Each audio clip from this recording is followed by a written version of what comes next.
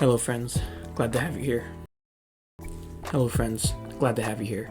Welcome back to Actia. Today, we're baking. Now, what are we baking exactly? One of my favorite recipes I know how to bake. Also one of the only ones. Coconut chocolate macarons. Bit of a disclaimer, this isn't my recipe, but it's been so long since I originally baked this, I don't know if I can find the original link.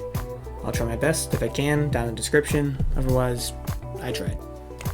Alright, intro over, let's get started. To make the macarons, you'll need the following ingredients. 8 ounces of unsweetened chocolate, half a cup of cocoa powder, sifted, 1.5 cups of sugar, 5 cups of shredded coconut, unsweetened, and 6 large egg whites. For me, this made about 12 large macarons, although if you made them a bit smaller, you could easily get a few more out. Also, this recipe is very easy to have if you want to make less.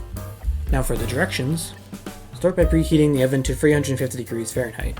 In Celsius is about 177 degrees. Prepare a baking sheet with parchment paper. Depending on how big you wish to make your macarons, you may also wish to use multiple trays. Next, take your out of focus unsweetened chocolate and cut it into smallish pieces.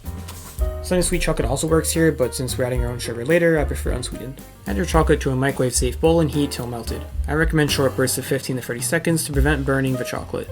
Set the bowl aside and allow it to cool. Fetch a large bowl that will be used as the main mixing bowl.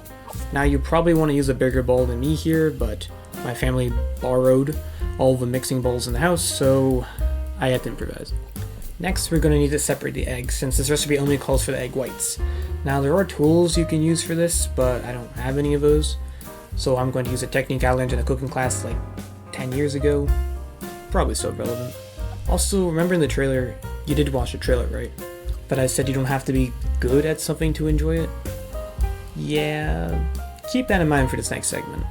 To separate the whites and the yolk, first crack the egg on the side of the bowl. Next, using your thumbs, pry the halves of the egg apart. From here, you kinda just want to juggle the yolk back and forth, and in doing so the white should eventually fall into the bowl. This method is pretty messy, but it's effective. Or at least in theory. For me, the first 2 eggs went in relatively well. However, I somehow forgot what I was doing and just straight up dropped the yolk into the bowl on the 3rd egg. Look, I was still able to fish it out using the eggshell. On the 4th egg, I did remember what I was doing, but still managed to immediately drop the yolk. Thankfully, eggs 5 and 6 went in easy, and yes, I did fish the eggshells out of the bowl. Moving on from that, take the melted chocolate from earlier and pour it into the bowl. I recommend using one of those rubber spatula things to make sure you get as much of the chocolate as possible.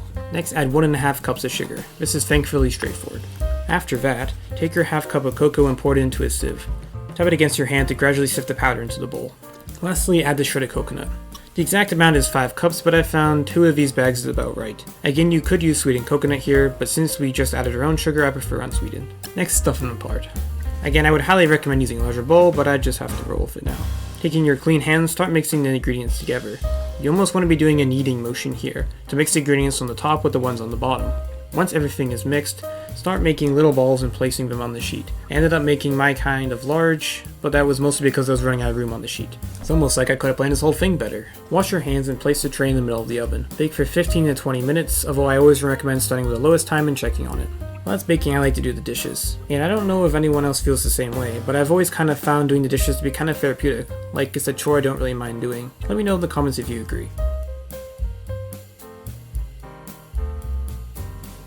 Once the first timer goes off, check on the macarons. They should be firm to the touch, but still a little soft in the middle. I decided to give mine another 3 minutes as they were a bit on the large side. Once the macarons are done baking, transfer them to a cooling rack.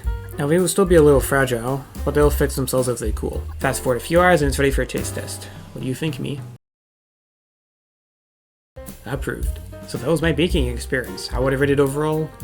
3 out of 5. Invest in an egg separator. And that just about does it for this episode. Thanks for watching, and I hope you learned something. Even if that was just how not to bake. Have a good morning, evening, or night, and I'll catch you in the next one. Take care, guys.